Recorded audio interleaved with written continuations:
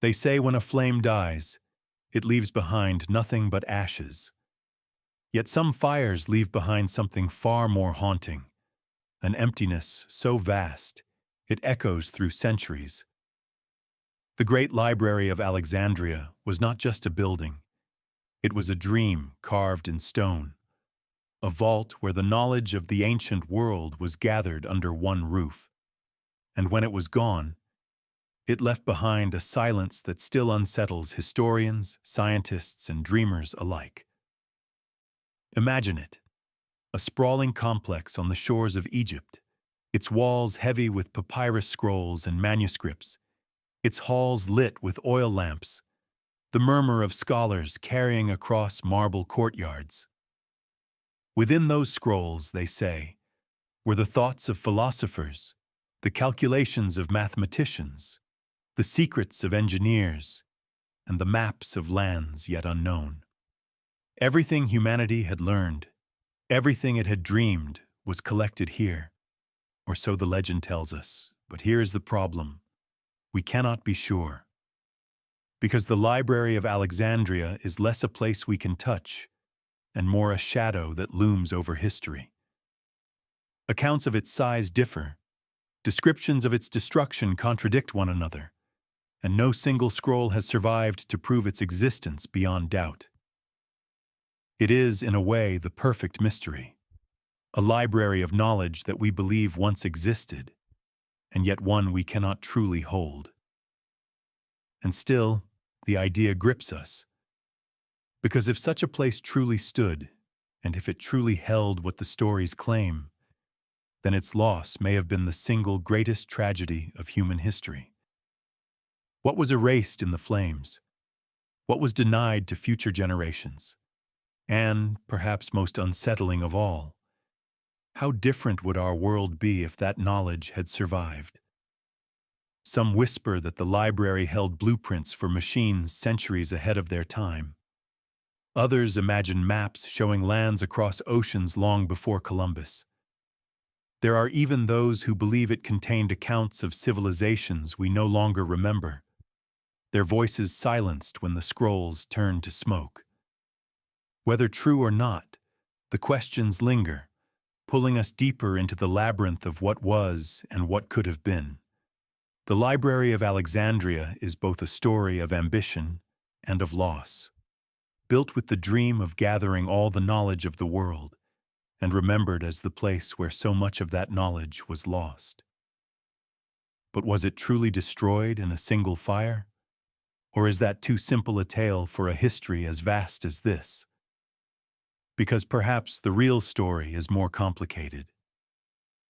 Perhaps the truth of Alexandria lies not in a single night of destruction, but in centuries of neglect, conflict, and human error. And perhaps, just perhaps, fragments of its treasures still wait for us in forgotten corners of the earth. The question is, will we ever find them? If the Library of Alexandria is remembered as a tragedy, then its creation was nothing less than a miracle. The story begins in Egypt, not long after the death of Alexander the Great. His empire fractured, but one of his generals, Ptolemy, seized Egypt and founded a dynasty that would rule for centuries. The Ptolemies were not content with thrones and armies. They wanted something greater. They wanted to possess not just land, but knowledge. Ptolemy I, and later his son Ptolemy II, envisioned a place unlike anything the world had seen before. A place where every book, every scroll, every idea could be collected, translated, and preserved. Egypt was already ancient, steeped in wisdom from thousands of years of civilization. But the Ptolemies dreamed bigger. They looked outward, to Greece, to Mesopotamia, to India, to lands whose names were barely whispered in the ports of the Mediterranean. All of it, they believed, could be brought together under one roof. And so began the gathering. Ships arriving at Alexandria were searched, not for weapons or gold, but for manuscripts, Any scrolls found on board were taken to the library, copied by scribes, and sometimes never returned. Scholars were invited from across the known world, lured with patronage and promise. Papyrus, ink, and translation became the tools of empire, as much as swords or ships. What Ptolemy built was more than a library. It was a vault of ambition, a statement to the world that Alexandria was the beating heart of human thought. But this raises questions that still linger today. If the Ptolemies truly gathered everything, what exactly did they bring? We know of Greek philosophy, of course, Plato, Aristotle, Herodotus. But what of Babylonian astronomy, Egyptian medicine, Indian mathematics? Did scrolls arrive from lands further still, carried by traders who did not even know what they carried? Did words cross oceans long before we believe oceans were crossed? And here lies the seduction of the library. Because while we can list the names of great thinkers whose works may have been preserved there, we cannot know what else lay hidden in its halls. Unknown authors, forgotten languages, discoveries that would change the world. All of them might have rested in silence among the stacks, waiting for a future that never came. The Ptolemies called it a house of wisdom, but it was more than that. It was an ark for civilization, a place that sought to preserve not only what was known, but what could be dreamed. And in that pursuit, they may have succeeded beyond measure, until the day fate intervened. Because what we build, no matter how mighty, is never safe from time.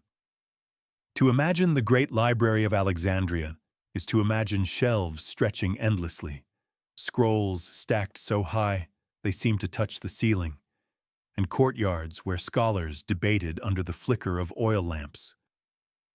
But what, exactly, did it hold? That is the question that both excites and torments historians. We know that works of Greek philosophy were there. Aristotle's students had gathered his treatises, and many of them were said to have been housed in Alexandria. Geometry from Euclid, history from Herodotus, plays from Sophocles, medicine from Hippocrates, the backbone of Western thought, all preserved in fragile papyrus. Yet the library was not limited to Greek learning. The Ptolemies demanded everything, a hunger that turned Alexandria into a crossroads of civilizations. From Mesopotamia, it may have acquired records of astronomical observations stretching back thousands of years, clay tablets translated into Greek. From Egypt, it surely preserved millennia of medical and religious texts, instructions for embalming, rituals for the afterlife, and mathematical formulas for measuring the Nile. Traders who crossed into India may have brought with them early writings on numbers and medicine, fragments of what would one day become the foundations of algebra. Even whispers of texts from China have lingered, though unproven, as if the reach of the library extended further than we dare assume. But the allure lies not only in what we know, but in what we do not. There are accounts suggesting the library sought not only to preserve texts, but to commission translations. Foreign works copied into Greek, languages unified so that knowledge could cross borders. Imagine a Babylonian star chart lying next to an Egyptian surgical scroll, both studied by a Greek philosopher who tried to find connections. How many ideas might have been born from such collisions? How many inventions could have leapt centuries ahead if such knowledge had survived? And then there are the legends, the whispers that edge into myth, that the library contained descriptions of machines powered by steam, written long before the Industrial Revolution, that maps charted lands across the Atlantic, evidence of voyages we believe impossible for the ancient world, that it held records of civilizations lost even to the ancients themselves, Atlantis or something like it, preserved in ink until the scrolls crumbled into dust. We cannot prove these stories, and yet they linger because the silence left behind is so vast. A library meant to contain the sum of human wisdom is gone, and with its absence, speculation rushes in to fill the void. Did it hold the cure for diseases we still battle today? Did it hold histories that would rewrite our understanding of where humanity has been? Or was it simply a collection of the familiar, the texts we know, but in greater number, lost not in mystery, but in tragedy? Perhaps the truth lies somewhere in between. What matters most is that the Library of Alexandria was more than books on shelves. It was an idea, a declaration that knowledge could be gathered, shared, and preserved for the good of all. And in that dream, it surpassed even the scope of its scrolls. It became a symbol of what humanity might achieve when it chooses to remember instead of forget. But symbols, like scrolls, are fragile, and the greater the treasure, the more precarious its survival. Because the story of the Great Library is not only one of knowledge gained, it is also one of knowledge lost. And the question we are left with is chilling. When the flames came, what exactly did they consume? To walk inside the Great Library of Alexandria would have been to step into a living heartbeat of the ancient world. Imagine the scent of papyrus and ink heavy in the air, the low murmur of scribes at work, the scratching of reed pens on scrolls. Lamps flickered in long corridors lined with shelves, each shelf filled with tightly rolled manuscripts bound with twine. It was not a silent place like the libraries we know today. It was alive, a constant hum of voices, debate, translation, and discovery. Scholars from across the known world were drawn to Alexandria like moths to a flame. Some came from Greece, others from Mesopotamia, others still from far-off lands, whose names blurred into rumor and legend. They were housed, fed, and given stipends by the Ptolemaic rulers, who believed that patronage of the mind was a form of power as great as armies. For these men, perhaps even a few women, though history leaves them unnamed, the library was more than a building. It was a universe. Scribes worked tirelessly, copying texts into Greek so they could be studied by all. Imagine a Babylonian astronomical tablet written in cuneiform being painstakingly translated beside an Egyptian medical text on herbal remedies. Ideas that had once been separated by borders, languages, and centuries were brought into dialogue with one another. What happened in those rooms may have been nothing short of alchemy, not the transformation of lead into gold, but the transformation of knowledge into new thought. We can picture scholars hunched over scrolls, debating under colonnades, testing ideas in the nearby Mosion, a temple of the muses, where the library was said to be connected to gardens, lecture halls, and observatories. Perhaps experiments were carried out, dissections performed, models built. The library was not just about storing knowledge, but about expanding it, turning pages into progress. And yet, even within this buzzing center of intellect, there must have been moments of awe. Imagine being a student, holding a scroll in your hands and realizing it had come from lands you would never see, written centuries before your birth. To touch it was to touch a voice from across time, to realize that knowledge had the power to collapse distance, to make the faraway near and the long ago present. But there is also a haunting side to this vision, because as we imagine the scholars at their desks, the translators at their tables, the shelves groaning under the weight of thousands of scrolls, we cannot help but see shadows. We know what comes next. We know that these scrolls will not survive, that the voices captured in ink will one day vanish into silence. And so every imagined moment in that place is tinged with tragedy, like looking at a photograph of someone you know will be lost too soon. And here lies the tension of the Library of Alexandria. It was not only the greatest concentration of wisdom in the ancient world, it was also one of the greatest vulnerabilities. Knowledge gathered in one place becomes a treasure, yes, but also a target. And treasures have a way of drawing destruction. Because even as the scholars wrote and translated, the world outside the library's walls was shifting. Wars raged, empires rose and fell, fires burned, and eventually, those flames would find their way here. But the question that haunts us is, when the fire came, how much of that buzzing, living heartbeat was turned to ash? When people speak of the Great Library of Alexandria, they almost always imagine its end, the moment when flames licked the papyrus and centuries of wisdom curled into smoke.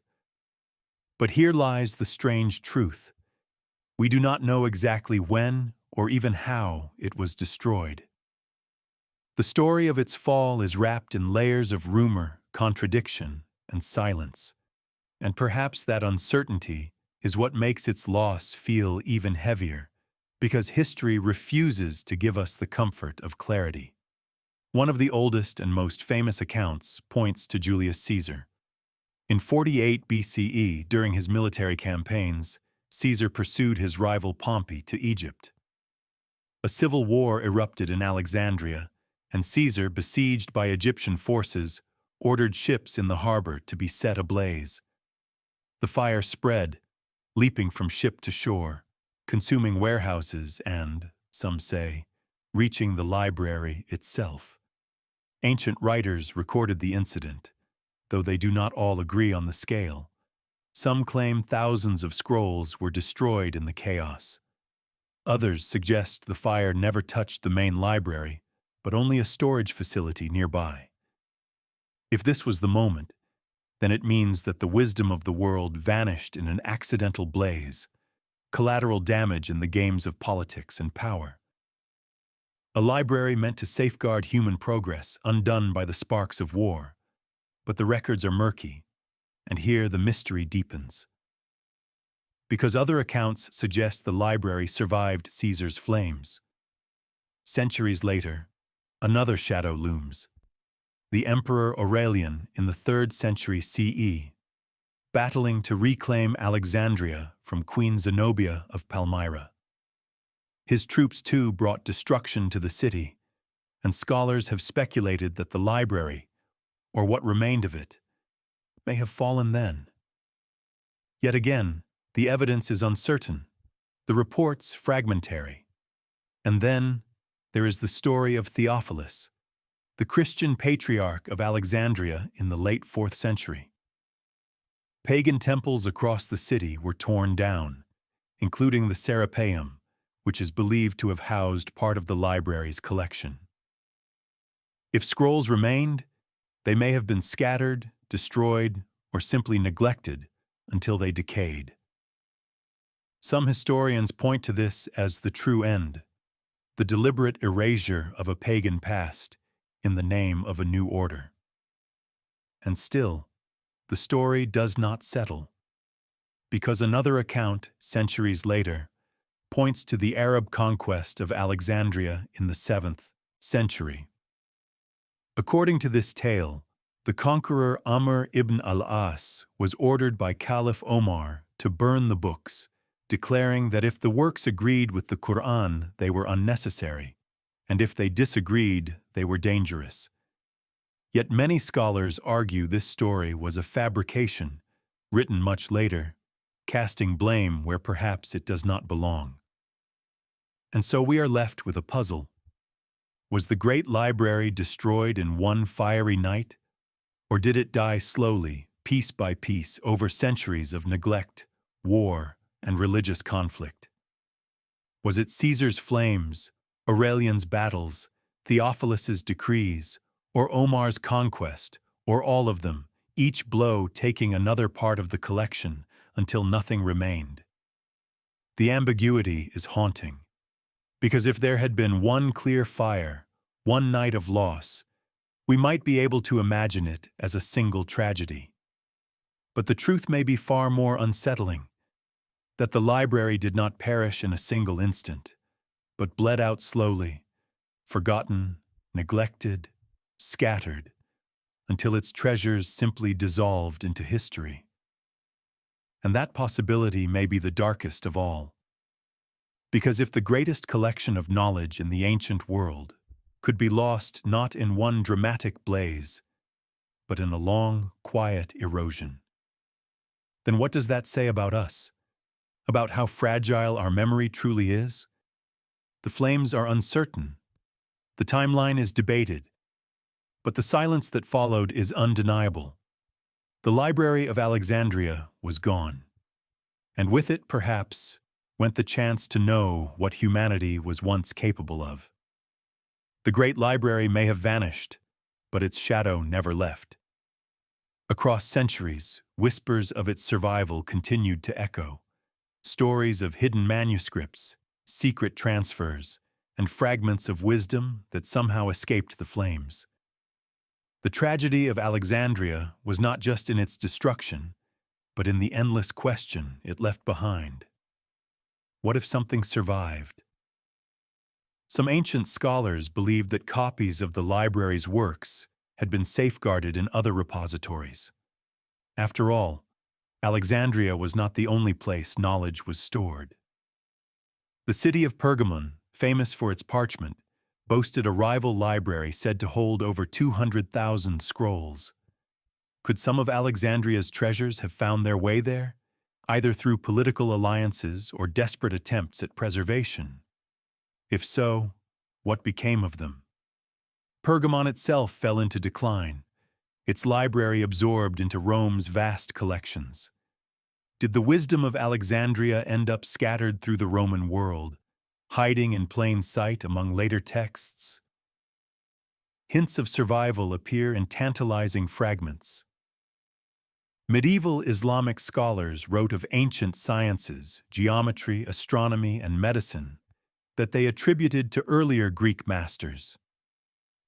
Could these have been preserved from Alexandria through translations and scattered scrolls? The Great House of Wisdom in Baghdad, founded centuries later, bore a strange resemblance to the library's mission.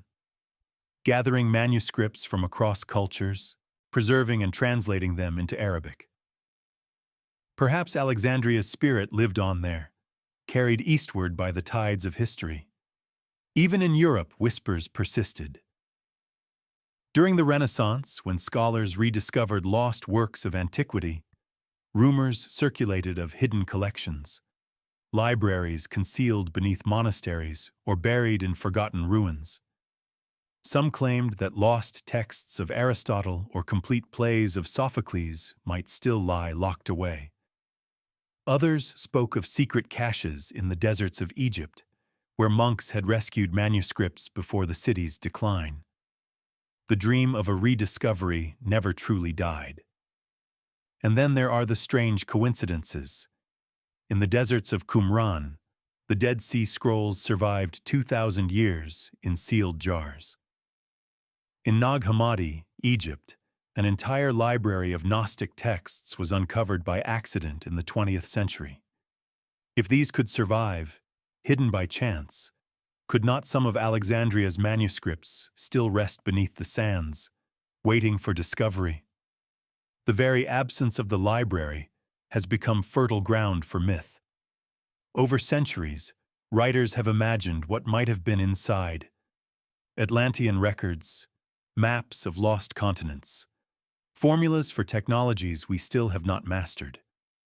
To some, it is not merely a library, but a vault of forbidden wisdom, destroyed or hidden deliberately to keep humanity from advancing too far, too fast.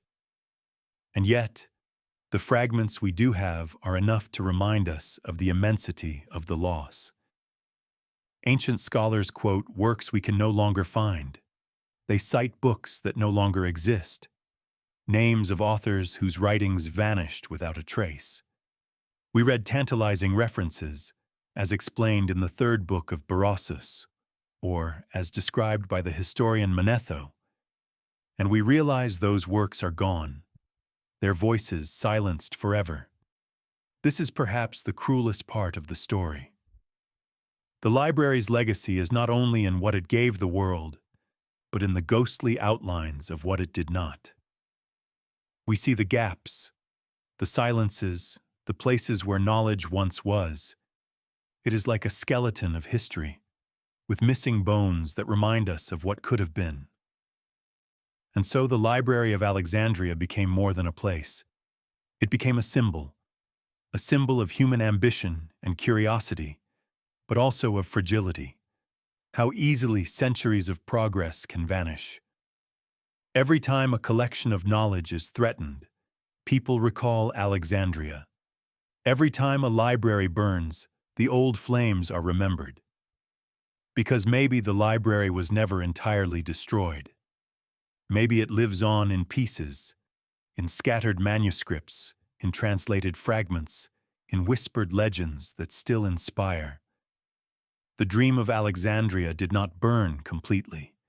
It smolders still, in every archive, every university, every library humanity builds in its image. But the question lingers, one that haunts historians, philosophers, and dreamers alike. If even a fraction of its knowledge survived, where is it now? Hidden in the sands of Egypt? Locked away in secret archives? Or quietly absorbed into the works we already have, unnoticed and unnamed? The library may be gone, but its silence still speaks. The Library of Alexandria is more than a ruin of history. It is a mirror. When we look at its story, we are not just peering into the past. We are forced to ask ourselves what it means to lose knowledge and what it means to preserve it. Its absence has shaped our imagination as much as its presence once shaped the world. Think of it. A single place where scrolls from Egypt, Greece, Mesopotamia, India, and perhaps even China may have sat side by side. Astronomical charts from Babylon could have rested beside Egyptian medical texts, while Indian mathematics might have been studied alongside early Greek philosophy. If true, then the library was more than a collection. It was the first great crossroads of human thought.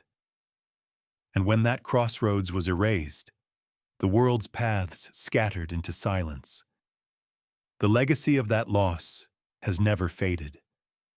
Every time we confront the fragility of knowledge, Alexandria's shadow reappears. When the medieval world endured the burning of Baghdad's House of Wisdom in 1258, people whispered of Alexandria. When the Nazis set fire to countless books in the 20th century, people recalled Alexandria. And today, in an age where data can vanish with the click of a button, Alexandria's ghost feels closer than ever. But perhaps the most haunting part of its story is what it tells us about memory. Human civilization thrives on passing knowledge forward. A discovery is not just for its own time. It is a torch meant to be carried into the future. But if the torch is dropped, the darkness returns. How many discoveries were delayed by centuries because their record may have been lost in Alexandria's ashes? How many ideas were reinvented painfully, slowly, when they might have been handed down directly? Consider medicine. The ancients experimented with surgeries, herbal remedies, and anatomical studies. Imagine if more of their findings had reached later generations intact. How many lives could have been saved? Consider astronomy. Ancient Greeks like Hipparchus made startlingly accurate observations of the stars. What if his full works had survived? Would our maps of the cosmos be centuries ahead today? Even stranger is the thought of what we cannot even guess. For every known text, there may have been dozens more whose authors and titles are forever erased. Entire civilizations may have left their wisdom in Alexandria, and with it gone, their voices are silenced twice, first in their fall, and again in the library's destruction. And yet, amid the loss, something powerful endures, the dream of gathering all knowledge. The Great Library may be gone, but its vision lives on in every archive, every digital database, every university library that seeks to collect the world's works under one roof. In a way, Alexandria was not destroyed. It was scattered, so pieces lie across the globe, waiting to be pieced together again. But here is the unsettling question. Even with all our technology, can we ever rebuild what was lost? Or was Alexandria a reminder that knowledge is never permanent, never safe, no matter how hard we try to preserve it? This is the paradox of the Great Library. It is both an inspiration and a warning. It teaches us that knowledge is fragile, but also that the dream of preserving it is eternal. Its loss gave us the fear of forgetting, but that fear drives us to remember. Perhaps this is its greatest legacy, not the scrolls themselves, but the lesson that memory must be guarded, or it will vanish like smoke in the night.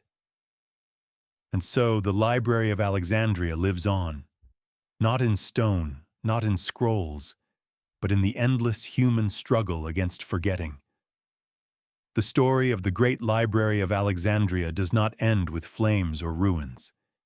It ends with a silence that stretches across time, a silence that forces us to listen harder, to wonder deeper, to imagine what might still be missing. In that silence, the library became more than a building. It became a myth, a caution, and a dream all at once. No one alive today can say with certainty what truly happened within those walls. No one can list, scroll by scroll, what knowledge was lost or saved. And yet, the absence itself tells us something profound, that human knowledge is never as permanent as we like to believe. The library may have vanished, but its shadow still governs how we think about the preservation of ideas. Every archive, every digital server, every repository of human thought now carries a hidden echo of Alexandria. We build them with urgency, with the unspoken fear that one day they too might vanish. Even the internet, vast, sprawling, infinite as it seems, is fragile. Files corrupt. Servers burn. Knowledge slips through cracks when no one notices. Alexandria reminds us that even the greatest collection is only as strong as our will to protect it. But there is another way to see it. Perhaps the library's true legacy is not what was lost, but what it inspired. The dream of gathering all knowledge did not die in Alexandria. It flickered, it scattered, but it resurfaced again and again, from the House of Wisdom in Baghdad, to the Renaissance rediscovery of ancient texts, to the massive libraries of today. Each one is, in its own way, a continuation of that first dream. And so we are left with questions, the kind that resist answers but demand reflection. What wisdom lies buried in sands we have not yet uncovered? What texts might still be hidden in caves, in ruins, in forgotten monasteries? And more unsettling, what knowledge are we in danger of losing today, even as we speak? Because if history teaches us anything, it is that loss comes quietly. Scrolls can burn, but ideas can also vanish through neglect, through disinterest, through the quiet erosion of time. The true tragedy of Alexandria is not only that a Chumo library was lost, it is that we may still be repeating that loss in ways we do not yet see. Yet perhaps that is why the library still haunts us. It is unfinished. It is unresolved. It is both a mystery of the past and a warning for the future. And maybe that's why, 2,000 years later, we still speak its name. The Great Library of Alexandria may never be rediscovered, Its scrolls may never return, but the dream it carried, the dream of preserving knowledge, of passing wisdom forward, of ensuring no voice is silenced, remains alive. It lives in us, in our libraries, in our servers, in our endless attempt to remember. And in that way, the library was never truly destroyed. It simply changed form. The only question is, will we be wise enough to guard the knowledge we now hold? Or will we let our own Alexandria burn again, in ways future generations will mourn? The silence lingers, waiting for an answer.